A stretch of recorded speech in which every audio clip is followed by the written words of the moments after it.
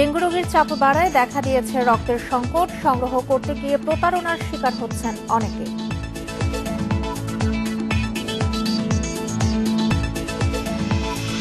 বিপাকে করোনা চিকিৎসা সরঞ্জাম সরবরাহকারী প্রতিষ্ঠান 1 বছরেও পাওনা দেয়নি কেন্দ্রীয় ঔষধাগার।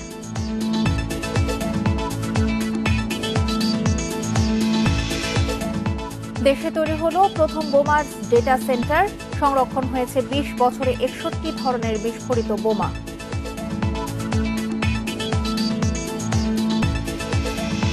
পদ্মায় পানি বাড়ায় দৌলতদিয়া ফেরিঘাটে দেখা দিয়েছে ভাঙন, 1 মাসে বিলীন 350 মিটার অংশ।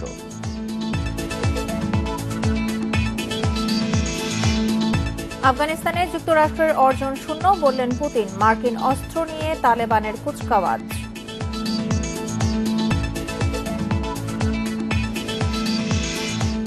স্বাগত সকাল 9টার 1 ঘন্টার বিরতিহীন ইন্ডিপেন্ডেন্ট সংবাদে আপনাদের সাথে আছি সঞ্চারী মজিদ তমা এবং আমি আলী আশরাফ। শুনছিলেন শিরোনাম, যাব পুরো খবরে।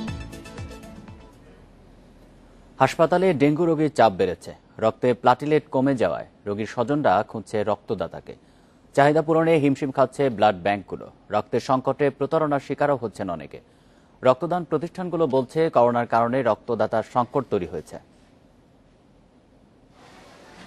ডেঙ্গু জ্বর কমিয়ে দেয় রক্তের প্লাটিলেট। এই অবস্থায় নতুন রক্ত দিতে হয় শরীরে। যাদের প্লাটিলেট কমেনি তারাও রয়েছেন দুশ্চিন্তায়। যে কোনো সময় হতে পারে সংকটময় পরিস্থিতি। আল মামুন ছেলে ডেঙ্গু জ্বরে আক্রান্ত। 1 ব্যাগ প্লাটিলেটের জন্য দরকার 4 জন রক্তদাতা। 2 জন পেলেও বাকি 2 জনের খোঁজে এসেছেন রক্তদান প্রতিষ্ঠান কোয়ান্টামে। কি হয় না আমি জানি না, যদি পাই তো আমার ভালো, না পেলে কিছু বলার নেই। 4 জন ডোনার থেকে একটা লাগবে আর কি, প্লাটিনাম যে একটা সাদা রক্ত যেটা প্রয়োজন ওইটা একটা লাগবে। মামুনের মতো প্রতিদিন অসংখ্য মানুষ ছোটাছুটি করছে রক্তদান প্রতিষ্ঠানে। প্রতিদিন গড়ে 180 ব্যাগ প্লাটিলেটের চাহিদা থাকলেও রক্তদাতার অভাবে তা পূরণ সম্ভব হচ্ছে না।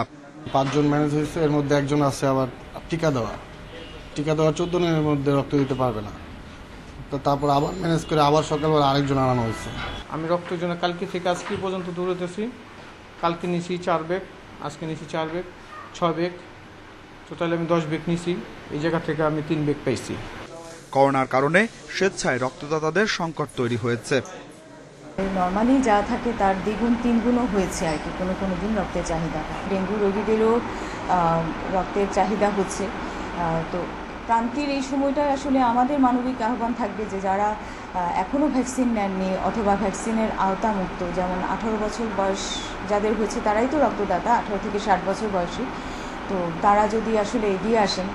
এদিকে রক্তের এমন সংকটের মধ্যে প্রতারণার শিকারও হচ্ছেন অনেকে। আমরা প্রতারিত শিকার হয়েছি ব্লাডের জন্য। আমাদের সাথে 2000 টাকা নেওয়া হয়েছে, বলছে যে ব্লাড দেওয়া হবে 4 জন ডোনার, কিন্তু টাকা দেওয়ার পরে তারা আসেনি। বলতেছে যে 20 মিনিট পরে আসবো বলে সে মোবাইলটা অফ করে রাখছে, আর দেওয়া হয়নি। চিকিৎসকেরা বলছেন এবছর ডেঙ্গু রোগীদের প্লাটিলেট বেশি কমায় দরকার হচ্ছে রক্তের। যাদের লাগছে তাদেরকে বলার পরে দেখা যাচ্ছে তাদের পরিচিত যারা হয়তো দিতে পারতেন ডোনার, তাদের সাথে আসলে একটা কমিউনিকেট করা, তা ওনারা হচ্ছে এটাকে দেয়া, এটা ওনারাও একটু খুব ডিফিকাল্টি ফেস করছেন আর কি। এ পর্যন্ত ডেঙ্গুতে আক্রান্ত হয়েছে 10,651 জন।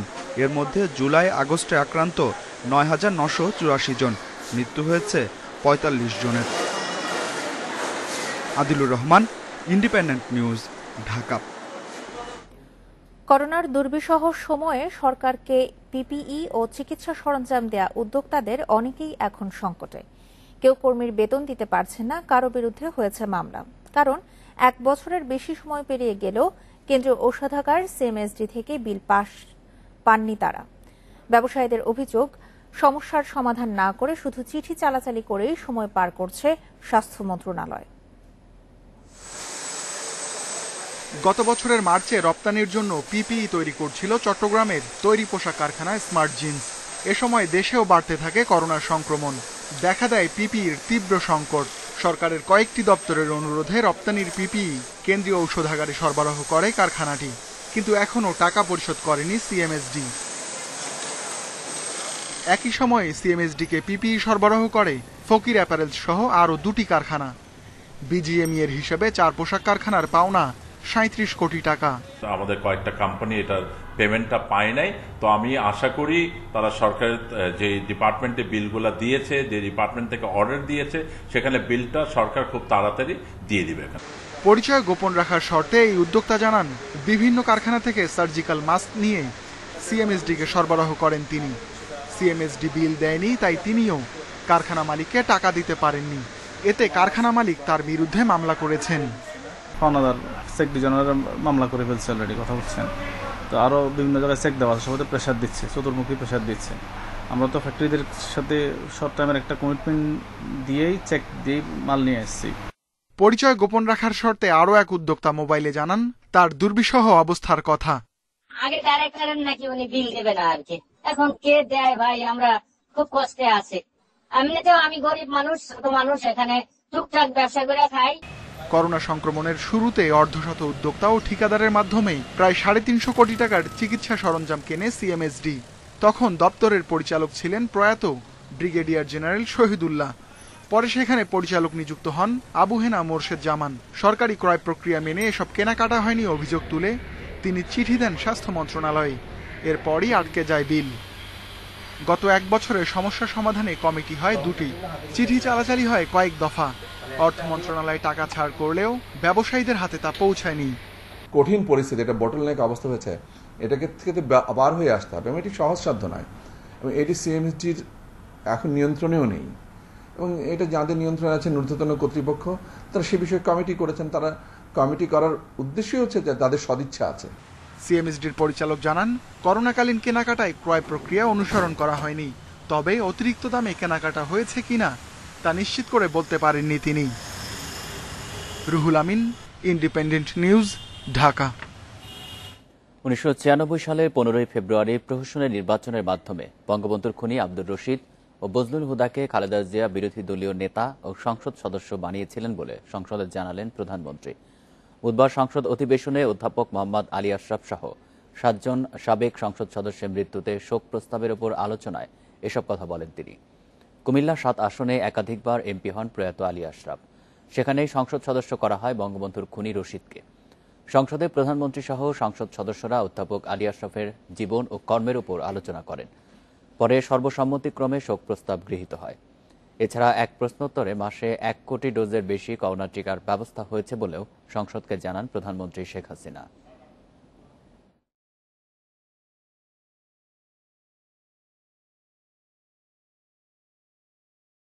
1996 সালের 15 ফেব্রুয়ারি বাংলাদেশে একটা নির্বাচন হয়। বেগম খালেদা জিয়া ক্ষমতায় থেকে সেই নির্বাচনটা করেছিল, যে নির্বাচন সকল রাজনৈতিক দল সেটা বয়কট করেছিল। একটা ভোটারবিহীন নির্বাচন, সারা বাংলাদেশে সেনাবাহিনী নামিয়ে দিয়ে প্রশাসন, গোয়েন্দা সংস্থাকে ব্যবহার করে সেই নির্বাচনটা করা হয়। সেই নির্বাচনে ওই চান্দিনা থেকে কর্নেল রশিদকে সংসদ সদস্য করে পার্লামেন্টে নিয়ে আসে এবং বিরোধী দলের নেতার আসনে খালেদা জিয়া বসিয়েছিল। দেশে তৈরি হলো প্রথম বোমা ডেটা সেন্টার, যেখানে সংরক্ষণ করা হয়েছে 20 বছরের 61 ধরনের বিস্ফোরিত বোমা। পুলিশের কাউন্টার টেরোরিজম ইউনিট বলছে, বোমা তৈরি ও অপরাধের ধরন উদ্ঘাটনে সহায়ক হবে এই ডেটা সেন্টার। পর্যন্ত যতগুলো ঘটনা ঘটেছে, সবচেয়ে বেশি ব্যবহৃত হয়েছে হাতে তৈরি এই গ্রেনেডটি, আর এই গ্রেনেডটি ব্যবহৃত হয়েছে নব্যজেম্বির হাতে।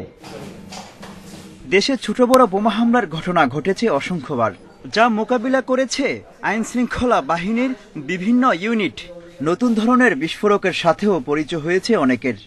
এই তথ্য উপাত্ত এবং ডেটাগুলো এটা আজীবন থাকবে। 2000 সাল থেকে এই পর্যন্ত 61টি ধরনের বোমা বিস্ফোরণ হয়েছে সারা দেশে। এইসব বোমার ধরন ও বৃত্তান্ত নিয়ে গড়ে তোলা হয়েছে বোমা ডেটা সেন্টার। এছাড়া বোমা ডিসপোজাল ইউনিটের সংগৃহীত আলামতের নমুনা ও ছবি রয়েছে এই সেন্টারে। আমরা একটা বিশেষায়িত অ্যাপস বানিয়েছি, এটার নাম আমরা দিয়েছি এক্সপ্রেস, এক্সপ্লোসিভ রেফারেন্স লাইব্রেরি আমরা এটাকে বলতে পারি আর কি, এক্সপ্রেস। তো ওই অ্যাপসটা দিয়ে আমরা যখন কেউ ছবি তুলবে, ওই ছবিটা এআই দেয়া আছে, এখানে আর্টিফিশিয়াল ইন্টেলিজেন্স দেওয়া আছে, তখন এরকম যদি কোনো বোমা আমাদের সার্ভারে থাকে, এটার সাথে ম্যাচ করে সে বলে দিতে পারবে এটা কি বোমা না বোমা না। বলা হচ্ছে এটি কাউন্টার টেরোরিজম অ্যান্ড ট্রান্সন্যাশনাল ক্রাইমের উদ্যোগে পুলিশের বোমা ও আইইডি এবং জঙ্গি সংক্রান্ত ডিজিটাল তথ্য ভাণ্ডার। এটি ইন্টারপোল সহ অন্যান্য দেশের বোমা ডেটা সেন্টারের ফোকাল পয়েন্ট হিসেবে কাজ করবে। বোম আর্কাইভ এটা একটা বোম আইডি বা এই সংক্রান্ত জঙ্গি সহিংসতার আমরা বলতে পারি একটি ডিজিটাল তথ্য ভাণ্ডার। বোমের তারা এখানে গতি প্রকৃতি, ওই বোম কিভাবে তৈরি করা হয়েছিল, এটার ড্যামেজিং ক্যাপাসিটি সহ এই সকল তথ্যাদি এই বোম ডাটা সেন্টারে সংরক্ষিত থাকে। বোমা ডেটা সেন্টারের তথ্য বিশ্লেষণের মাধ্যমে ভবিষ্যৎ অপরাধী শনাক্ত করা সহজ হবে বলে মনে করছেন সংশ্লিষ্টরা। Mohammad Omar Faruk, independent news, Dhaka.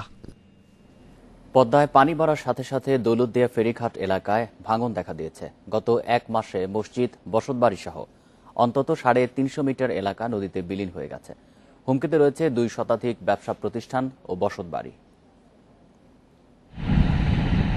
চলতি সপ্তাহের শুরুতে দৌলতদিয়া 4 নম্বর ফেরিঘাট এলাকার সিদ্দিকপাড়ায় হঠাৎ পদ্মার ভাঙন শুরু হয়। মুহূর্তে নদীতে বিলীন হয়ে যায় একটি মসজিদ সহ কয়েকটি বসতবাড়ি। ভাঙন আতঙ্কে অর্ধশত বাড়িঘর সরিয়ে নেওয়া হয়েছে। ফেরিঘাট তো দূরের কথা, পুরো এলাকা বেঁচে নদীতে ভাঙে বিলীন হয়ে যাবে, এতে কোনো রকম সন্দেহ নাই। হঠাৎ করে নদী ভাঙন দেখা দেয়, একটা মসজিদ, 20টা বাড়ি, বসতবাড়ি 20 মিনিটে বিলীন হয়ে যায়। প্রতি বর্ষাতেই ভাঙনের কবলে পড়ছে দৌলতদিয়া ও আশপাশের এলাকা। এলাকাবাসীর অভিযোগ, ভাঙন ঠেকাতে কার্যকর পদক্ষেপ নেওয়া হচ্ছে না। এরা শুধু কাজ করে শুধু টাকার জন্য, আমাদের জন্য এরা কাজ করে না। এরা করে ঘাটের মাথায় শুধু বস্তা ফেলা, মানে ডাইনে বাড়ি জিজ্ঞেস করলে তারা বলে একটা কথাই, আমরা ঘাটের বাড়ি ছাড়া কোনো বস্তা ফেলাবো না। বোটগুলো আইছে, যে সমস্ত বস্তা ফেলাইতেছে এখন, এই বস্তাটা এর অর্ধেক কটা বোট আইছে, এই বস্তা যদি 5 দিন আগে ফেলাইতো তাইলে আমাদের এই পরিস্থিতি আসতো না। রাজবাড়ী জেলা প্রশাসক ও বিআইডব্লিউটি এর কর্মকর্তারা ভাঙন কবলিত এলাকা পরিদর্শন করেছেন। ভাঙন রোধে স্থায়ী সমাধানের আশ্বাস মিলেছে আবারও। এইটাকে স্থায়ীভাবে ঘাটের পুনঃসংস্কার বা এই ধরনের একটা কাজের জন্য ডিপিপি প্রায় চূড়ান্ত পর্যায়ে আছে আমি যতটুকু জানি, যে এবং এটার অনুমোদনও হয়ে গেছে। তো এটার কন্ট্রাক্ট দেওয়ার জন্য কার্যক্রম চলছে। তো আমরা আশা করছি যে সামনের যে শীত মৌসুম আছে তখন থেকে কাজ শুরু হয়ে যাবে। বর্তমানে ভাঙনের ঝুঁকিতে রয়েছে 3, 4 ও 5 নম্বর ফেরিঘাট। শাকিলা করিম, ইন্ডিপেন্ডেন্ট নিউজ ডেস্ক। বন্যা পরিস্থিতি ও নদী ভাঙনের খবর জানাতে সিরাজগঞ্জ ও টাঙ্গাইল থেকে যোগ দিচ্ছেন সহকর্মীরা। প্রথমেই সিরাজগঞ্জ থেকে যোগ দিচ্ছেন সহকর্মী দিলীপ কুমার গৌর। দিলীপ, বন্যা পরিস্থিতি এখন কোন পর্যায়ে রয়েছে আর যমুনা নদীর পানি এখনো কি বাড়ছে? সিরাজগঞ্জ পয়েন্টে কিন্তু যমুনা নদীর পানি বৃদ্ধি অব্যাহত রয়েছে। গত 24 ঘন্টায় যমুনার পানি সিরাজগঞ্জ শহররক্ষা বাঁধ পয়েন্টে 8 সেন্টিমিটার বৃদ্ধি পেয়ে এখন বিপদ সীমা 57 সেন্টিমিটার উপর দিয়ে প্রবাহিত হচ্ছে। যমুনার পানি বৃদ্ধির ফলে কিন্তু যমুনার তীরবর্তী এবং চরাঞ্চলের যে উপজেলাগুলো রয়েছে, বিশেষ করে সিরাজগঞ্জের 5টি উপজেলা, সিরাজগঞ্জ সদর, কাজীপুর, বেলকুচি, চৌহালি এবং শাহজাদপুর, এই 5টি উপজেলায় কিন্তু মানুষ, চরাঞ্চলে এবং নিম্নাঞ্চলের মানুষ পানিবন্দী হয়ে পড়েছে। এখানকার অধিকাংশ ঘর বাড়ি তলিয়ে গেছে, টিউবওয়েল, ল্যাট্রিন সবকিছু কিন্তু তলিয়ে গেছে। আমরা দেখেছি যে মানুষ পানিবন্দী হয়ে পড়েছে।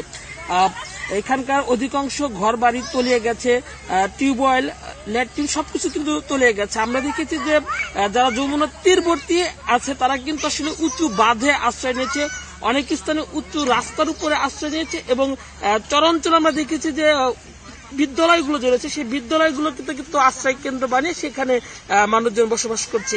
এখানে জেলা কৃষি সম্প্রসারণ অধিদপ্তরের তথ্য মতে যে এবারের বন্যায় কিন্তু এখন পর্যন্ত প্রায় 5000 হেক্টর আবাদি ফসল তলিয়ে গেছে। আমি এখানে অবস্থান করছি সিরাজগঞ্জ শহরের একটি পয়েন্টে, আপনাকে দেখাচ্ছি যেখানে যমুনা পানিতে তলিয়ে যাওয়ার কারণে কিন্তু মানুষগুলো আশ্রয় নিয়েছে উঁচু বাঁধে। এখানে কিন্তু তারা আসলে অস্থায়ী ভিত্তিতে ঘর তৈরি করে এখানে শিশু বাচ্চা, বয়োবৃদ্ধদের নিয়ে কিন্তু তারা বসবাস করছে। এখানে তাদের আসলে বিশুদ্ধ খাবার পানির অভাব রয়েছে। দেখা দিয়েছে কিন্তু পয় নিষ্কাশনের যে ব্যবস্থা, সেই ব্যবস্থা কিন্তু এখনো প্রশাসনের পক্ষ থেকে বা স্বাস্থ্য বিভাগের পক্ষ থেকে, জনস্বাস্থ্য প্রকৌশলের যুক্তি থেকে করে দেওয়া হয়নি। এখানে কিন্তু তারা মানবেতর জীবনযাপন করছে।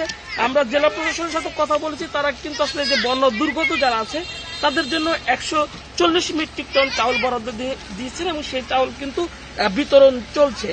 সিরাজগঞ্জের চুহালি এবং সাজাদপুরের কিছু কিছু অঞ্চলে তীব্র ভাঙন দেখা দিয়েছে। দিলীপ, আপনি থাকবেন আমাদের সাথে। আমরা এবার একটু টাঙ্গাইলের পরিস্থিতি জানবো। সেখান থেকে আমাদের সাথে যুক্ত আছেন সহকর্মী মামুনুর রহমান। মামুন, বন্যা কবলিতদের মাঝে পর্যাপ্ত সাহায্য সহযোগিতা দেওয়া হচ্ছে কিনা, এ বিষয়ে কোনো অভিযোগ কি আছে? আমি এখন আছি টাঙ্গাইলের বাসাইল উপজেলায়।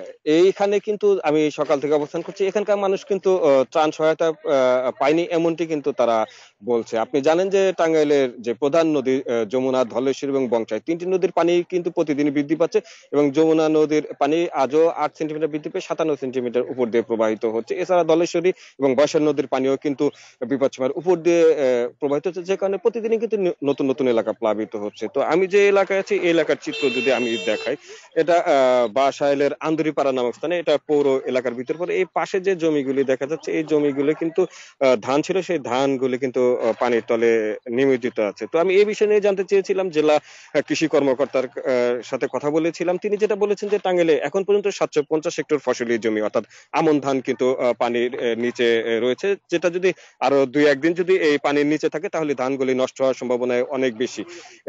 আর 20 হেক্টর ফসলি সবজি কিন্তু পানির নিচে তলিয়ে আছে, সেগুলা সম্পূর্ণটাই ধ্বংসপ্রাপ্ত হয়েছে এবং অনেক কৃষকই কিন্তু যারা এই সবজি চাষ করে জীবিকা নির্বাহ করে তারা কিন্তু বেশ বেকায়দায় পড়েছে। যদিও সরকারি বেসরকারি কোনো পর্যায় থেকে এখন পর্যন্ত তাদের সাহায্য সহযোগিতা দেওয়া হয়নি। যদিও জেলা প্রশাসন থেকে বলা হয়েছে যে উপজেলাগুলোতে পর্যাপ্ত বরাদ্দ দেওয়া হয়েছে, সেই সব উপজেলায় চাল এবং যে টাকা দেওয়া রয়েছে যদি উপজেলা প্রশাসন মনে করে যে এখানে দেওয়া দরকার তারা দিবে। তো আমি যেটা দেখেছি কালিহাতীতে, সেখানে যে নদী ভাঙনে কবলিত যেসব পরিবার রয়েছে তাদের মাঝে কিন্তু ত্রাণের টাকা, খাদ্য সহায়তা দিতে দেখেছি এবং এর বাইরেও তারা বলছে যে আরো যারা আছে চরাঞ্চলে তাদেরকেও সাহায্য সহায়তা করার জন্য প্রশাসন প্রস্তুত রয়েছে। তবে মোটা দাগে কথাটা হচ্ছে যারা চরাঞ্চলে বসবাস করে, আপনি জানেন যে টাঙ্গাইলের মামুনুর, আপনাকে ধন্যবাদ। সিরাজগঞ্জ এবং টাঙ্গাইল থেকে জানাচ্ছিলেন আমাদের সহকর্মীরা।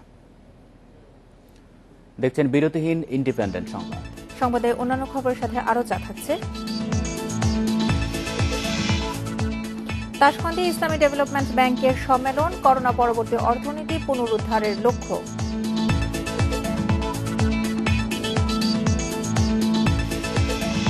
শৌখিন প্রাণী পালনের নামে বন্যপ্রাণী পাচার, বাংলাদেশকে ট্রানজিট বানিয়েছে পাচারকারী চক্রগুলো।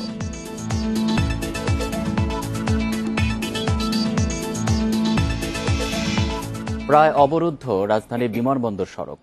বাস র্যাপিড ট্রানজিট বিআরটি প্রকল্পের ধীর গতি, মহাসড়কে খোঁড়াখুঁড়ি, অনেক জায়গায় কার্পেটিং না থাকায় বেহাল সড়কটিতে তীব্র রূপ নিয়েছে যানজট। গাজীপুরে শুরু হয়ে এটি পৌঁছায় মহাখালী পর্যন্ত। 1 ঘন্টার পথ যেতে কখনো কখনো নগরবাসীর লাগছে 4-5 ঘন্টা। গাজীপুরের ভোগড়া বাইপাস মোড়, টাঙ্গাইল, বগুড়া, রংপুর সহ উত্তরাঞ্চলের বেশিরভাগ জেলায় চলাচল এ পথে। এছাড়া কিছু আন্তজেলা বাসের জন্য এ মোড়ের বিকল্প নেই। তবে বিআরটি প্রকল্পের কারণে ছোট হয়েছে চৌরাস্তা।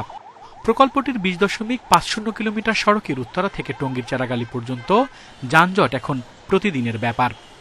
এছাড়া কাজের ধীরগতি ও সড়কের পাশে যন্ত্রপাতি, নির্মাণ সামগ্রী রাখায় কোনো কোনো অংশে 1 লেনে চলছে গাড়ি। রাস্তাঘাটের অবস্থা তো দেখতেই আছেন, এই অবস্থা জাম হইব নাকি? এরা তো খালি কাজই করে, কাজ তো আর শেষ হইতে আছে না। বাঙ্গাস আবার 1 লাইন অফ করে দেয়, উল্টা পাল্টা গাড়ি ঢুকে, সম্ভবত পুলিশ থাকে না। ঘন্টার পর ঘন্টা আমরা বসে থাকি, টাইম মতন যাইতে পারি না। পুলিশ বলছে প্রকল্প চলমান থাকা সহ রাস্তায় খানাখন্দের কারণে বাড়ছে গাড়ির জট। পরিস্থিতি সামাল দিতে হিমশিম খাচ্ছেন তারা। বিআরটি প্রজেক্টের যে চলমান কাজটা দেখতে পাচ্ছেন আপনার ডান পাশে, বাম পাশে এবং পিছনে, এই রাস্তার 3টা দিকে প্রায় 2 লেন বন্ধ করে কাজ চলতেছে, যার কারণে এই গাড়ির চাপটা হচ্ছে এবং আমরা হিমশিম খাচ্ছি। এই অবস্থায় হতাশ গাজীপুরের মেয়রও। সিটি কর্পোরেশনের সঙ্গে সমন্বয় না করে প্রকল্প বাস্তবায়ন করায় জানিয়েছেন ক্ষোভ। তারা বলে এটা তাদের রুটসের কাজ, তাদের এশিয়ান ডেভেলপমেন্ট ব্যাংকের কাজ, তারা আমাদের সাথে এটা কোনো দায়বদ্ধ না।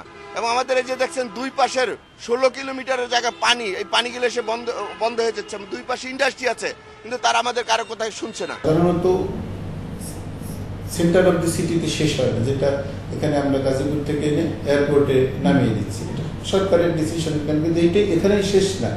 এটা পাবলিকের ভোগান্তি কমানোর জন্য যে আমরা এটা জরুরি ভিত্তিতে শেষ করি। এটা সাকসেসফুলি আমরা রান করতে পারলে বাকিটাও আবার হয়তো শুরুর মধ্যে এসে যাবে। 2012 সালের 20 নভেম্বর অনুমোদন পায় 2035 কোটি টাকার এই প্রকল্প। কয়েক দফা পিছিয়ে এর ব্যয় বেড়ে দাঁড়িয়েছে 4,200 কোটি টাকায়। এর মধ্যে শেষ হয়েছে মাত্র 7 ভাগ কাজ। আল আমিন হোসেন, ইন্ডিপেন্ডেন্ট নিউজ, গাজীপুর। বিমান বাংলাদেশ এয়ারলাইন্সের পাইলট ক্যাপ্টেন নওশাদ আতাউল কাইয়ুমের মরদেহ দেশে এসে পৌঁছেছে। সকাল 9:10 দিকে তার মরদেহ বহনকারী ফ্লাইটটি শাহজালাল আন্তর্জাতিক বিমানবন্দরে পৌঁছায়। এর আগে ক্যাপ্টেন নওশাদের মরদেহ নিয়ে বিশেষ ফ্লাইটে স্থানীয় সময় ভোর 5টায় ভারতের নাগপুর থেকে রওনা হয়। মরদেহের সাথে আছেন নওশাদের 2 বোন। গত 27 আগস্ট মাস্কাট ঢাকা রুটে বিমানের ফ্লাইট BG022 নিয়ে ঢাকায় ফেরার পথে আকাশেই অসুস্থ হয়ে পড়েন পাইলট ক্যাপ্টেন নওশাদ আতাউল কাইয়ুম। তার বিচক্ষণ সিদ্ধান্তে ফ্লাইটটি ভারতের নাগপুর আন্তর্জাতিক বিমানবন্দরে জরুরি অবতরণ করে। বেঁচে যায় 124 জন যাত্রীর জীবন। পরে নাগপুরের একটি হাসপাতালে চিকিৎসাধীন অবস্থায় সোমবার মারা যান ক্যাপ্টেন নওশাদ।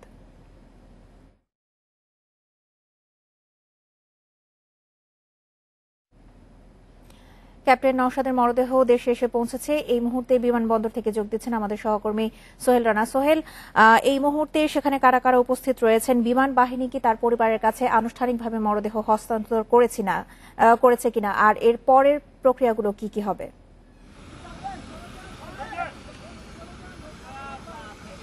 দেখুন, এই একটু আগেই আমরা দেখানোর চেষ্টা করি বাংলাদেশ বিমানের যে দুহাগামী যে ফ্লাইটটি রয়েছে BD 737-800 যে মডেলের বিমানটি রয়েছে, এই বিমানে করেই মূলত ক্যাপ্টেন নওশাদের মরদেহ আনা হয়েছে এবং এখানে আনুষ্ঠানিক প্রক্রিয়া চলছে। আপনারা দেখতেই পাচ্ছেন বিমান প্রতিমন্ত্রী এবং বাংলাদেশ বিমানের MD এবং বিমান বন্দর কর্তৃপক্ষ, সেই সঙ্গে সিভিল এভিয়েশন কর্তৃপক্ষর চেয়ারম্যান, সবাই কিন্তু বিমান সচিব সবাই কিন্তু এখানে এসছেন ক্যাপ্টেন নওশাদের মরদেহ গ্রহণ করার জন্য। এবং ক্যাপ্টেনরা রয়েছেন, যারা বাংলাদেশ বিমানের ক্যাপ্টেন রয়েছে, যারা নিয়মিত তার সহকর্মী রয়েছেন, তারাও এখানে অবস্থান করছেন তাকে বরণ করার জন্য এবং তাকে তার মরদেহটি গ্রহণ করার জন্য।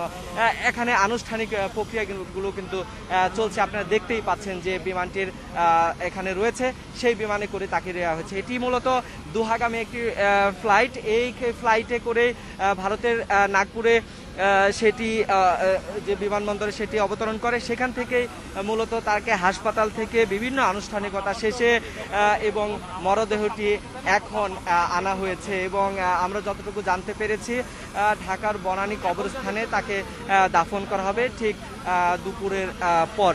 এবং এখানে আরেকটি বিষয়, তার সঙ্গে কিন্তু তার 2 বোনও এসছেন এবং তারা মূলত নাগপুরের যে হাসপাতালে নওশাদের চিকিৎসা চলছিল সেখান থেকে তারা মূলত আমেরিকায় থাকেন এবং সেখানে তারা আমেরিকা থেকে নাগপুরে চলে আসেন। তারা তার তত্ত্বাবধানে ছিলেন এবং তারাও এই ফ্লাইটে করে এসছেন আমরা যতটুকু জানতে পেরেছি।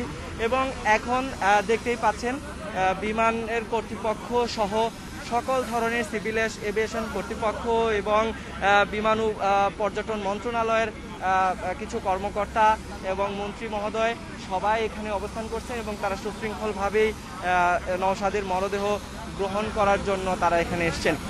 আপনি জানেন যে এর আগে ঠিক শুক্রবারে কিন্তু জরুরি অবতরণ করে এবং ঢাকার মাস্কাটের একটি ফ্লাইট পরিচালনা করছিলেন ক্যাপ্টেন নওশাদ এবং তিনি কিন্তু আকাশেই যখন 2 ঘন্টা তিনি বিমানকে চালাচ্ছিলেন তখনই কিন্তু হঠাৎ করেই তিনি শারীরিকভাবে অসুস্থ হয়ে পড়েন এবং হার্ট অ্যাটাক করেন এবং ভারতের নাগপুরে কিন্তু জরুরি অবতরণের জন্য তিনি জানান এবং সহকারী ক্যাপ্টেনের মাধ্যমে তিনি কিন্তু সেখানে সফলভাবে অবতরণ করতে সক্ষম হন। তারপরেই কিন্তু তাকে চিকিৎসার জন্য নিয়ে যাওয়া হয় নাগপুরের হুপ হাসপাতালে। সেখানে তার চিকিৎসা চলে এবং সেই হাসপাতালে চিকিৎসার অবস্থায় কিন্তু তাকে ভেন্টিলেশনে রাখা হয়। তার আস্তে আস্তে তার শারীরিক অবস্থা আরও খারাপের দিকে যায় এবং সোমবারে কিন্তু তিনি মৃত্যুবরণ করেন। আসলে তারপরে তাকে কিভাবে দেশে আনা হবে, কোন উপায়ে আনা হবে, 2 দেশের পররাষ্ট্র মন্ত্রণালয়ের সমঝোতার ভিত্তিতে যেহেতু ঢাকা এবং ভারতের সঙ্গে বাংলাদেশের সঙ্গে নিয়মিত যে ফ্লাইট যোগাযোগ সেগুলো কিন্তু বন্ধ রয়েছে, যার কারণে তাকে বিভিন্নভাবে বিশেষ পদ্ধতির মাধ্যমে কিন্তু আনতে হয়েছে এবং বারবার চেষ্টা করা হয়েছে বিমানের পক্ষ থেকে, আমাদের দেশের পররাষ্ট্র মন্ত্রণালয়ের পক্ষ থেকে, সেই সঙ্গে সিভিল এভিয়েশন কর্তৃপক্ষ, সবার সমন্বিত প্রচেষ্টায় আজকে দুহাগামী যে ফ্লাইটটি এসছিল সেটি হচ্ছে কানপুর হয়ে তারপরে তার মরদেহটি গ্রহণ করে। সেইখান থেকে আজকে ঠিক 9:15 এই বাংলাদেশের হযরত শাহজালাল আন্তর্জাতিক বিমানবন্দরে তাকে অবতরণ করা হয়। তো সব কিছু মিলে এখন আনুষ্ঠানিক সব প্রক্রিয়া চলছে। যতটুকু জানা গিয়েছে যে কিছুক্ষণ এই পরে এই যে নামার যে প্রক্রিয়া সেগুলো একেবারেই চলছে, আর কিছুক্ষণ পরে তাকে একেবারে বিমানবন্দরের জাহাজ থেকে নামানো হবে, তারপরে আনুষ্ঠানিকভাবে যে সব প্রক্রিয়া সেগুলো সম্পন্ন হবে। তো এই ছিল আমার কাছে থাকা এখনকার সর্বশেষ অবস্থা। ক্যাপ্টেন নওশাদের মরদেহ দেশে ফিরিয়ে আনা হয়েছে, এ বিষয়ে হযরত শাহজালাল আন্তর্জাতিক বিমানবন্দর থেকে জানাচ্ছিলেন আমাদের সহকর্মী সোহেল রানা। করোনা পরবর্তী অর্থনীতি পুনরুদ্ধারে শুরু হলো ইসলামী ডেভেলপমেন্ট ব্যাংকের বার্ষিক সম্মেলন। এছাড়া বেসরকারি খাতের সঙ্গে সরকারের সমন্বয় সাধনের কৌশলগত দিকগুলো গুরুত্ব পাচ্ছে। এতে অংশ নিয়ে প্রধানমন্ত্রী বেসরকারি শিল্প ও বিনিয়োগ উপদেষ্টা জানিয়েছেন, উন্নয়ন সহযোগী এই সংস্থাকে সঙ্গে নিয়ে এক দশকে বিশ্ব দরবারে নিজেদের অস্তিত্ব জানান দিচ্ছে বাংলাদেশ। উজবেকিস্তানের রাজধানী তাশখন্দ স্থানীয় এক হোটেলের সাজ রবি বলে দিচ্ছে, করোনার প্রকোপ পেছনে ফেলে অর্থনীতিকে এগিয়ে নিতে মরিয়া বিশ্ব। এরই ধারাবাহিকতায় বৃহস্পতিবার 57টি দেশে 2000-এরও বেশি প্রতিনিধির অংশগ্রহণে শুরু ইসলামী ব্যাংক ডেভেলপমেন্ট সম্মেলন 2021। এতে গুরুত্ব পাচ্ছে করোনা পরবর্তী অর্থনীতি পুনরুদ্ধারের বিষয়টি। একই সাথে আলোচনা হবে আন্তঃদেশীয় সম্পর্ক উন্নয়ন নিয়েও। সম্মেলনের আগ মুহূর্তে কমনওয়েলথভুক্ত 11 দেশের প্রতিনিধি নিয়ে আলোচনায় বসে international Islamic trade finance corporation ITFC। তাতে বলা হয়েছে, ইসলামী দেশগুলোর ব্যবসা ও বিনিয়োগ বাড়াতে অবকাঠামো সহ যাবতীয় উন্নয়নে একে অপরের পরিপূরক হিসেবে কাজ করতে হবে। CIS ভুক্ত দেশ হওয়ায় আমরা বিনিয়োগ আকর্ষণের চেষ্টা করছি। এ কারণে বহির্বিশ্ব বা অভ্যন্তরীণ সবখানেই সংস্কার কার্যক্রম চলছে।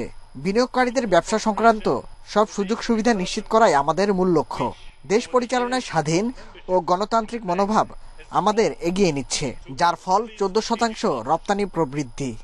বিনিয়োগ বাড়াতে ইসলামী দেশগুলোকে জোটবদ্ধ হয়ে কাজ করতে হবে। এ সময় বাংলাদেশের পক্ষে প্রধানমন্ত্রীর বেসরকারি শিল্প ও বিনিয়োগ বিষয়ক উপদেষ্টা জানান, গত এক দশকে বিশ্ব দরবারে কৃষি, ডিজিটাল অর্থনীতি ও লিঙ্গ বৈষম্য দূর করে উন্নয়নের পথে এগিয়ে যাওয়ার রোল মডেলে বাংলাদেশ। আর এই গতি ধরতে চাইলেন ISDBর সহযোগিতাও।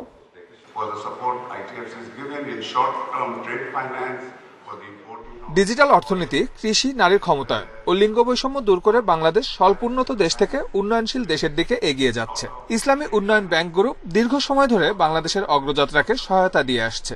ITFC স্বল্প সময়ের জন্য পেট্রোলিয়াম কিনতে যে সহযোগিতা দিচ্ছে, সেজন্য তাদের ধন্যবাদ।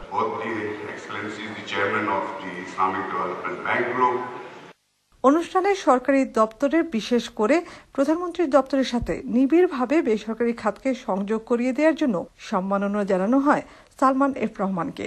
বলা হয়, পণ্যসহ বাণিজ্য বিকেন্দ্রীকরণে অনেক দূর এগিয়েছে বেসরকারি খাত। আন্তর্জাতিক প্ল্যাটফর্মগুলোতে বাংলাদেশ শুধুমাত্র বলা হয়, পণ্যসহ বাণিজ্য বিকেন্দ্রীকরণে অনেক দূর এগিয়েছে বেসরকারি খাত। আন্তর্জাতিক প্ল্যাটফর্মগুলোতে বাংলাদেশ শুধুমাত্র তার নিজ দেশে বিনিয়োগ করতে ব্যবসায়ীদের আকৃষ্ট করছে না, একই সাথে এই প্ল্যাটফর্মে তুলে ধরছে নিজেদের যৌথ বিনিয়োগ করার সক্ষমতার কথাও। নাফিজাতুল্লাহ, ইন্ডিপেন্ডেন্ট নিউজ, তাশখন্দ, উজবেকিস্তান। 27 দিন পর জামিনে মুক্তি পেয়ে বাড়ি ফিরেছেন চিত্রনায়িকা পরিমণি। বুধবার সকাল 9:30টার দিকে কাশিমপুর কারাগার থেকে বের হন তিনি। এ সময় তাকে দেখতে জেল গেটে ভিড় করে উৎসুক জনতা। বুধবার সকালে মুক্ত হচ্ছেন চিত্রনায়িকা পরিমণি, এমন খবরে ভোর থেকে কাশিমপুর কারাগারের ফটকে উৎসুক মানুষ তাকে এক নজর দেখার জন্য ভিড় করেন। কালকে রাত্রে আসছিলাম পরিমণিকে দেখার জন্য, তো কালকে রাত্রে দেখতে পারি নাই। যে একটু দেখার জন্য, এমনিতে দেখার সুযোগ আমাদের সবসময় হবে না, এই জন্য একটু দেখার জন্য আসলাম। তিনি একজন, তার হাসি ভালো লাগে, তার সবকিছু অনেক ভালো লাগে। পরিমণির মুক্তির অপেক্ষায় ছিলেন স্বজনেরাও। বুধবার সকাল থেকে কারাগারের সামনে অবস্থান করছিলেন তারা। সকাল 9:30টার দিকে কাশিমপুর মহিলা কেন্দ্রীয় কারাগার থেকে বের হন পরিমণি। কারাফটক থেকে একটি সাদা গাড়িতে করে বের হতে দেখা যায় পরিমণিকে। এ সময় তিনি সাদা পোশাকে ছিলেন। গাড়িতে করে ঢাকায় রওনা হওয়ার আগে হাত নাড়েন অপেক্ষায় থাকা লোকজনের উদ্দেশ্যে। দুপুর 1টার দিকে বনানীর বাসায় পৌঁছান পরিমণি। এ সময় তার আইনজীবী জানান, শারীরিক ও মানসিকভাবে অসুস্থ থাকায় তিনি বিশ্রামে থাকবেন। পরিমণি জামিনে বের হয়ে আসলো, বাকি বিষয় আইন আদালতে বিচারাধীন আছে। মামলা আদালতে বিচারাধীন আছে, আদালতেই মামলা নিষ্পত্তি হবে। আপনাদের সাথে আসলে এই মুহূর্তে আর বলার কিছু নাই। সে জামিনে বের হয়ে আসছে, এই মুহূর্তে সে শারীরিকভাবে একটু, মানসিকভাবে শারীরিকভাবে একটু ঠিক আছে, যার কারণে আপনাদের সঙ্গে আজ কথা বলবে না। পরবর্তীতে তার আপনাদের সঙ্গে কথা হবে।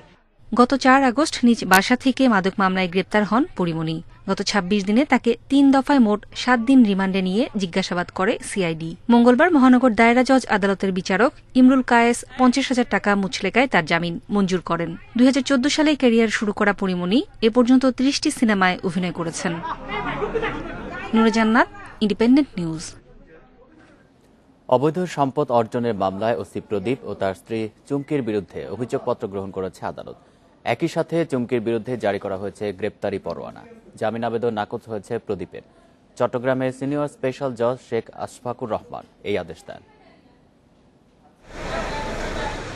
কড়া পাহারায় আদালতে নিয়ে আসা হয় মেজর সিনহা হত্যা মামলার আসামি ওসি প্রদীপকে। তার বিরুদ্ধে অবৈধ সম্পদ অর্জনের মামলায় দুদকের অভিযোগপত্র গ্রহণ করে আদালত।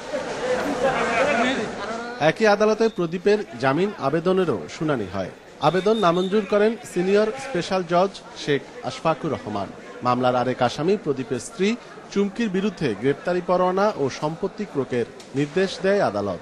আদালত আসামিদের বিরুদ্ধে মামলার অভিযোগপত্র গ্রহণপূর্বক পলাতক আসামির বিরুদ্ধে WPN ইস্যু করেছেন। WPN হচ্ছে আপনার ওয়ারেন্ট এন্ড প্রক্লেমেশন, গ্রেপ্তারি পরোয়ানা উইথ ক্রোকি পরোয়ানা। তার সম্পদ ক্রোকের জন্য এটা নির্দেশ দেওয়া হয়েছে। প্রদীপ ও তার স্ত্রীর বিরুদ্ধে 2,35,00,000 টাকা অবৈধ সম্পদের খোঁজ পেয়েছে দুদক। এছাড়া 50 লাখ টাকার সম্পদের তথ্য গোপনের অভিযোগ রয়েছে। আসামি পক্ষের আইনজীবী জানান, এই সম্পত্তির বিষয়ে এনবিআরকে অবহিত করা হয়েছে। হয়রানির উদ্দেশ্যে এই মামলা বলে দাবি তার। প্রদীপের বাবুর বিরুদ্ধে কোনো সুনির্দিষ্ট অভিযোগ নাই। ওনার inconsistent non source of income বলেছে। ওনার ইনকাম কত এটার সুস্পষ্ট কোনো ব্যাখ্যা নাই। এটা ধারণা প্রসূত একটা মামলা এবং এটা উনি যেসব হিসাবপত্র দিয়েছেন এগুলি সব এনবিআর ডিক্লেয়ার করা আছে। 2020 সালের 23 আগস্ট প্রদীপ ও তার স্ত্রীর বিরুদ্ধে এই মামলা করে দুদক। কক্সবাজারে মেজর সিনহা হত্যা মামলার প্রধান আসামি হিসেবে আলোচনায় আসে ওসি প্রদীপের নানা অপকর্ম। অনুপম শীল, ইন্ডিপেন্ডেন্ট নিউজ, চট্টগ্রাম।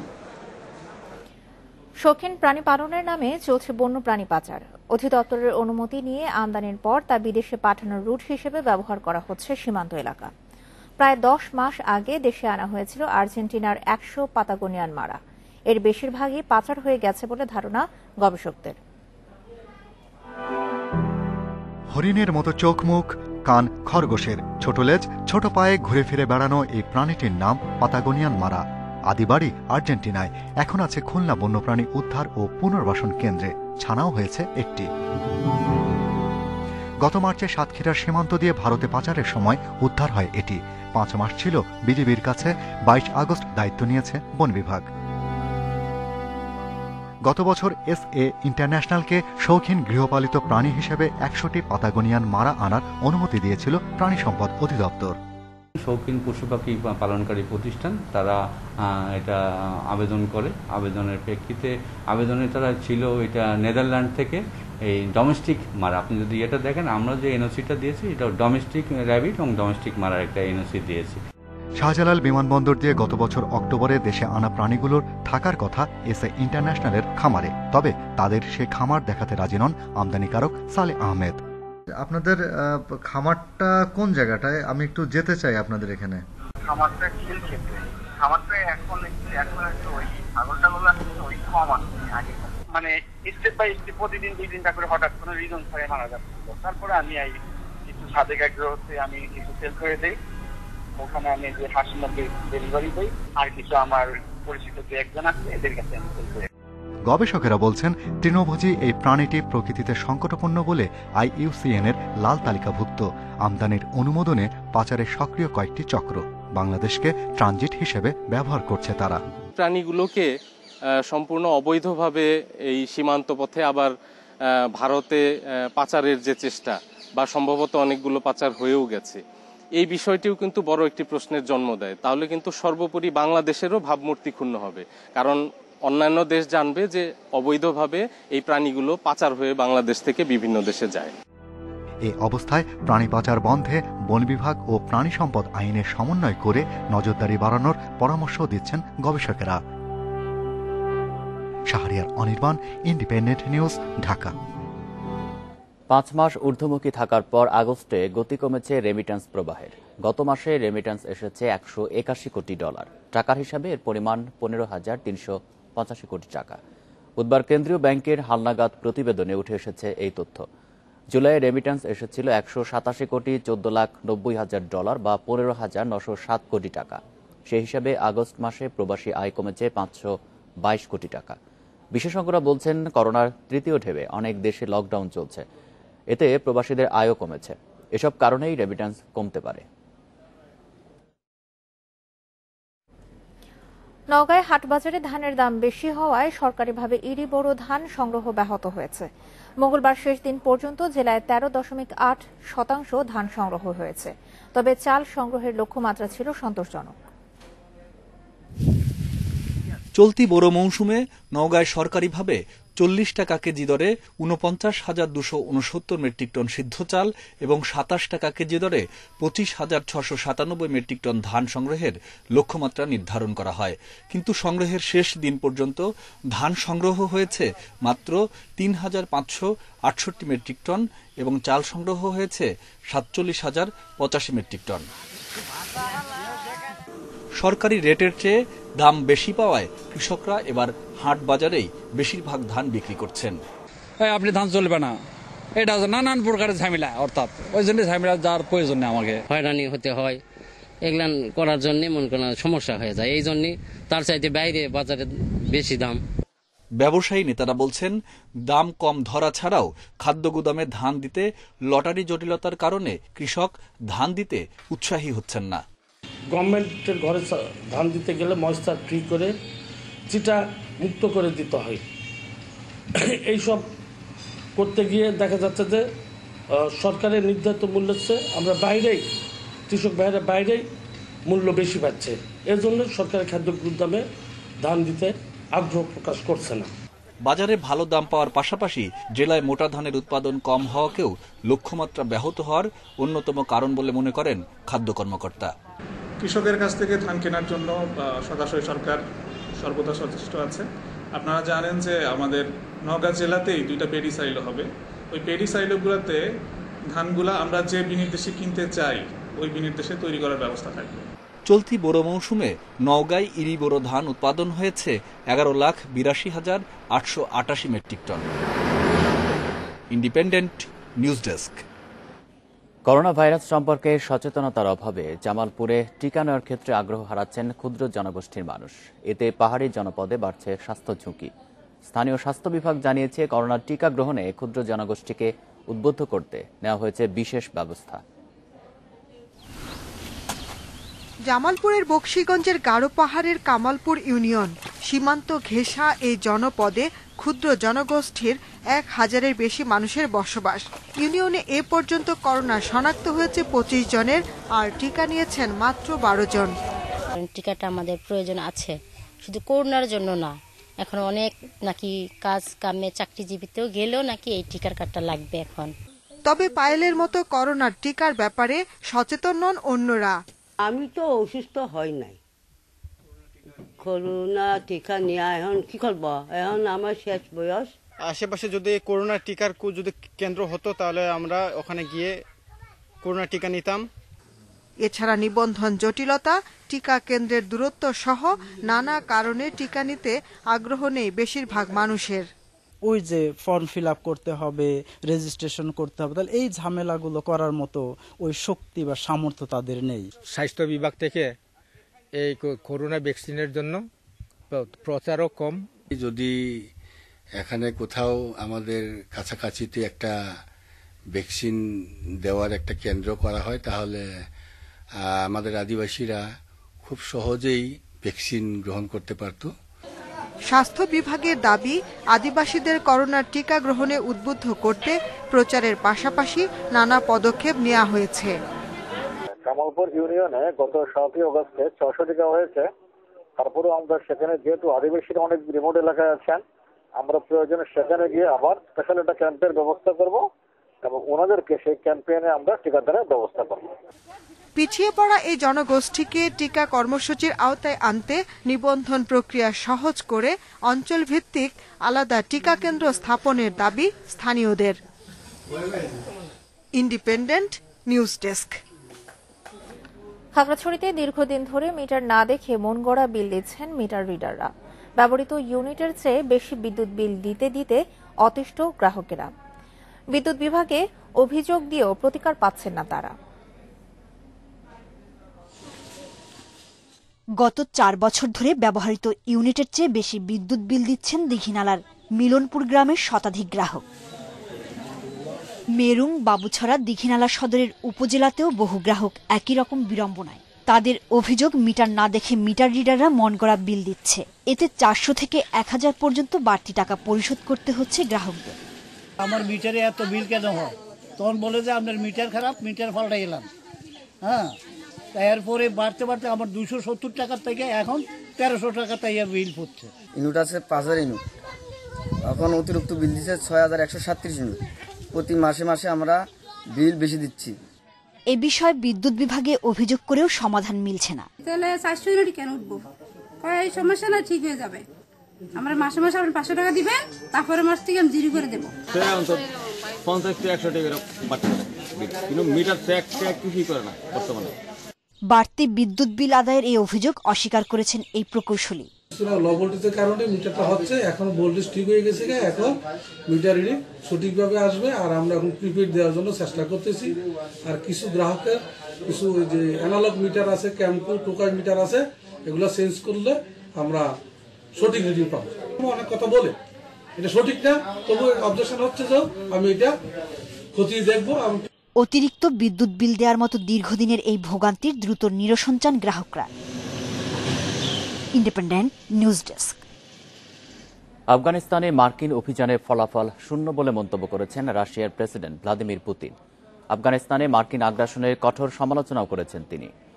রুশ প্রেসিডেন্ট পুতিন বলেন, 20 বছরের অযৌক্তিক যুদ্ধে যুক্তরাষ্ট্র কিছুই অর্জন করতে পারেনি, বরং জানমালের ক্ষতি এবং বিশ্ব শান্তি ব্যাহত হয়েছে। এদিকে এখন থেকে অন্য কোনো দেশের অভ্যন্তরীণ সমস্যার সমাধানে যুক্তরাষ্ট্র আর সামরিক অভিযান চালাবে না বলে জানিয়েছেন মার্কিন প্রেসিডেন্ট জো বাইডেন। জাতির উদ্দেশ্যে দেয়া ভাষণে আফগানিস্তান ছাড়ার সময় মার্কিন সেনা ও বেসামরিক আফগান নাগরিকদের হতাহতের দায় নিজের কাঁধে তুলে নেন প্রেসিডেন্ট বাইডেন।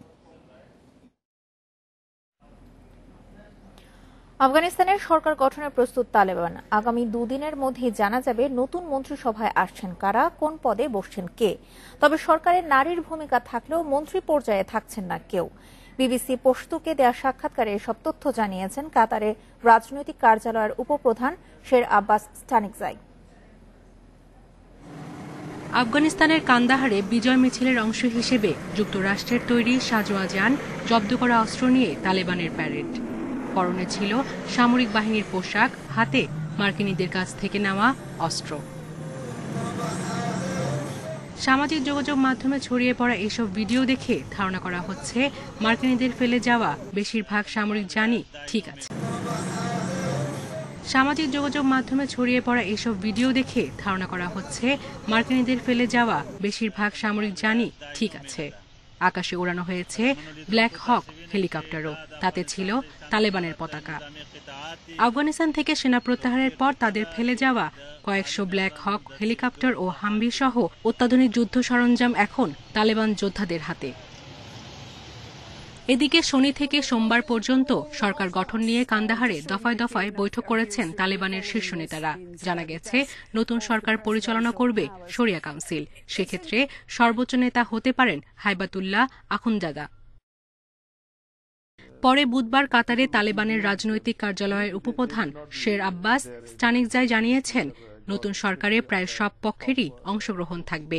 নারীর ভূমিকা থাকলেও মন্ত্রী পর্যায়ে থাকছেন না কেউ। সরকারের শীর্ষ পর্যায়ে নারীরা থাকবেন না, তবে নিম্ন পর্যায়ে থাকবেন, কারণ প্রতিটি মন্ত্রণালয়ের অর্ধেকই নারী কর্মী। তারা চাইলে কাজে ফিরতে পারেন।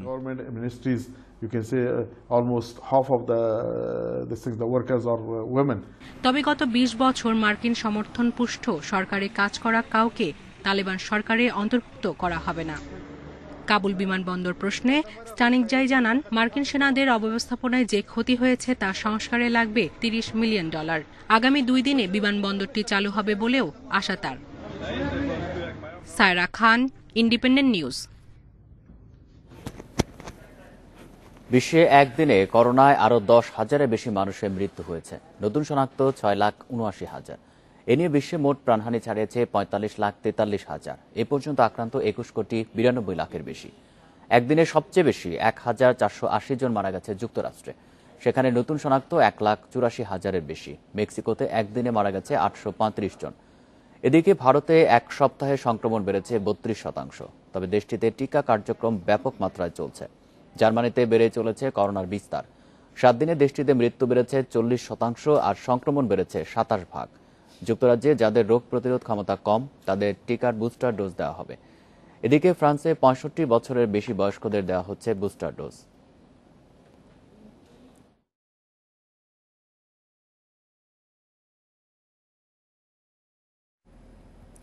আন্তর্জাতিক ফুটবলে এককভাবে সর্বোচ্চ গোলের মালিক হলেন ক্রিস্টিয়ানো রোনালদো।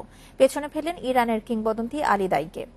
অনন্য রেকর্ড গড়া ম্যাচে রোনালদোর জোড়া গোলে বিশ্বকাপ বাছাই পর্বে আয়ারল্যান্ডকে 2-1 ব্যবধানে হারিয়েছে পর্তুগাল। ঘরের মাঠে প্রথমার্ধে গোল হজম করে পর্তুগাল। হারের শঙ্কাও ছিল সেলেকাওতে। তবে শেষ দিকে মাত্র 7 মিনিটের মধ্যে 2 গোল করে দলের জয় নিশ্চিত করেন রোনালদো। এ নিয়ে তার আন্তর্জাতিক গোলের সংখ্যা দাঁড়ালো 111টিতে। এর আগে ইউরো চ্যাম্পিয়নশিপে ইরানের আলী দাইয়ের 109 গোলের রেকর্ড স্পর্শ করেন রোনালদো। অন্যদিকে ঘরের মাঠে হতাশা ছড়িয়েছে বিশ্ব চ্যাম্পিয়ন ফ্রান্স। তাদের রুখে দিয়েছে বসনিয়া। প্রথমার্ধে করা এডিন জেকোর গোল শোধের পর আর সফলতা পায়নি ফ্রান্স।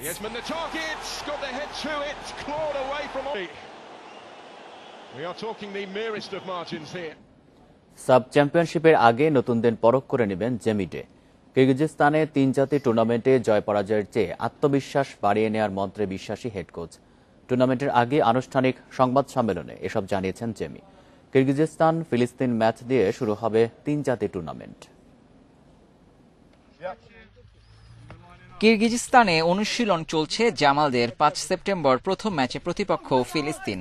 এর আগে 3 জাতি টুর্নামেন্টের শুরুটা কিরগিজস্তান ফিলিস্তিন ম্যাচ দিয়ে। বৃহস্পতিবার 2 প্রতিপক্ষের শক্তি সামর্থ্য দেখে নেওয়ার সুযোগ কোচ জেমিডের।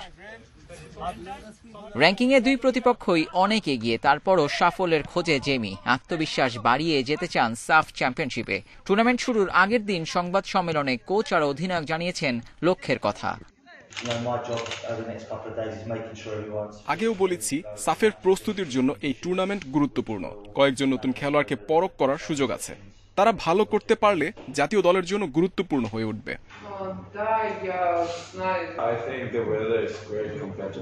এখানকার আবহাওয়া বাংলাদেশের চেয়ে আলাদা। মাঠ ভালো। আমি জানি না এখানে বাংলাদেশি আছে কিনা, তবে আমি চাইবো তারা মাঠে এসে আমাদের উৎসাহ দেবে। কিরগিজদের সাথে 4 দেখায় সবকটিতে হার বাংলাদেশের। অন্যদিকে ফিলিস্তিনের কাছে 2 হারের বিপরীতে 1 ড্রতে স্বস্তি পেতে পারে লাল সবুজ। তবে বছর 2 আগে বঙ্গবন্ধু গোল্ড কাপে দ্বিতীয় সারির ফিলিস্তিন দলের কাছেও নাস্তানাবুদ হতে হয়েছিল জামালদের।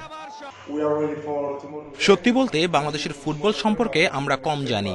এই মুহূর্তে আমরা কিরগিজস্তানের বিপক্ষে ম্যাচ নিয়েই ভাবছি। তবে বাংলাদেশও আমাদের জন্য শক্ত প্রতিপক্ষ। বাংলাদেশের কোচ এখন বেশ ভালো মানের। সবশেষ নেপালে ওরা আমাদের অলিম্পিক দলকে হারিয়েছিল। দলটিও ভালো করেছে। আমাদের অবশ্যই সতর্ক থাকতে হবে। বৃহস্পতিবার অনুশীলন নেই জামাল সাদের। দুই প্রতিপক্ষের ম্যাচ মাঠে বসে দেখার পরিকল্পনা কোচ জেমিডের। Abidur Rahman, independent news. নিউজিল্যান্ডের আনকোরা দল বিধ্বস্ত মিরপুরের স্লো স্পিনিং কন্ডিশনে। টি-20তে প্রথমবার কিউইদের হারালো বাংলাদেশ 5 ম্যাচ সিরিজের শুরু 7 উইকেটের জয় দিয়ে। টাইগার বোলারদের দাপটে রেকর্ড সর্বনিম্ন 7 রানে গুটিয়ে যায় অতিথিরা। জবাবে 5 ওভার আগে লক্ষ্যে পৌঁছায় মাহমুদুল্লাহর দল। অলরাউন্ড নৈপুণ্যে ম্যাচ সেরা হয়েছেন সাকিব আল হাসান।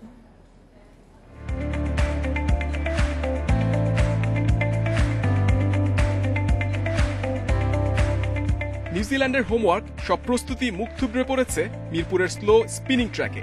গোলকধাঁধায় আটকে দিশেহারা ব্ল্যাক ক্যাপস। মাহেদির স্পিনে বিভীষিকাময় রাচিন দ্রাবিন্দ্রের অভিষেক। সাকিবের শিকার হয়ে একই পথে উইল ইয়াং। নাসুমের জোড়া ধাক্কা অতি দ্রুত। অভিজ্ঞ ডি গ্র্যান্ড হোমের পর টম ব্লান্ডেল বুঝলেন টাইগার স্পিনের ধার। পাওয়ার প্লেতে 9 রানে 4 উইকেট হারিয়ে অতিথিদের নাভিশ্বাস। অধিনায়ক লেইথাম নিকোলসের প্রতিরোধ ভাঙেন সাইফুদ্দিন। অতিথিদের লেজ গুটিয়েছে দুর্বোধ্য মুস্তাফিজে। 60 রানে অল আউটের লজ্জায় দুঃস্বপ্নের নতুন রেকর্ড কিউইদের। ছোট লক্ষ্যে ওপেনারদের আত্মাহুতি। মোহাম্মদ নাইমের সঙ্গী লিটন দাস 3 ওভারের মধ্যেই ড্রেসিং রুমে। ফেরার ম্যাচে লিটনের তাড়াহুড়ো দৃষ্টিকটু। এজাজ প্যাটেলের স্পিনে বিভ্রান্ত এলকেডি। অভিজ্ঞ সাকিব মুশফিক সামাল দিয়েছে প্রাথমিক বিপর্যয়। তাতে উড়ে গেছে অঘটনের সংখ্যা। দুজনের 30 রানের জুটি অর্ধেক কাজ সেরে দিয়েছে। সেট হয়ে সাকিব আউট 25 রান করে। ওই 3 উইকেটই নিউজিল্যান্ডের সান্ত্বনা। মুশফিক মাহমুদুল্লাহ সহজ পথ পাড়ি দেন অনায়াসে। 5 ওভার আগে ম্যাচ জিতেছে বাংলাদেশ। তিক্ততার পরিসংখ্যান বদলে টি-20তে প্রথমবার কিউই পথের তৃপ্তি টাইগারদের। বিপরীতে লজ্জার রেকর্ডে শুরু করে এখন ফিরে আসার নতুন মন্ত্র খুঁজতে হবে লেইথামদের। মাঝে বিরতি একদিনের। Mohammad নাজদিন, independent news, Dhaka. বহুল প্রতীক্ষিত কেন্দ্রীয় চুক্তির তালিকা প্রকাশ করেছে বিসিবি। এবার রাখা হয়েছে 24 ক্রিকেটার। যুব বিশ্বকাপ জয়ী দলের 2 সদস্য শরীফুল ইসলাম ও শামীম পাটোয়ারি প্রথমবার জায়গা পেয়েছেন। এদের মধ্যে শরীফুল আছেন 3 ফরম্যাটেই। শুধু টি-20তে রাখা হয়েছে শামীমকে। 2 সিনিয়র সাকিব মুশফিকের সাথে লিটন তাসকিন আছেন সব ফরম্যাটের চুক্তিতে। তামিম টি-20 আর টেস্টের চুক্তিতে নেই মাহমুদুল্লাহ। আগের চুক্তি থেকে বাদ পড়েছেন মোহাম্মদ মিঠুন ও নাইম হাসান। চলতি বছরের মে থেকে ডিসেম্বর পর্যন্ত কার্যকর হবে এই চুক্তি। বছরের বাকি অংশে যেসব খেলা রয়েছে তা বিবেচনা করে চুক্তির তালিকা সাজানো হয়েছে।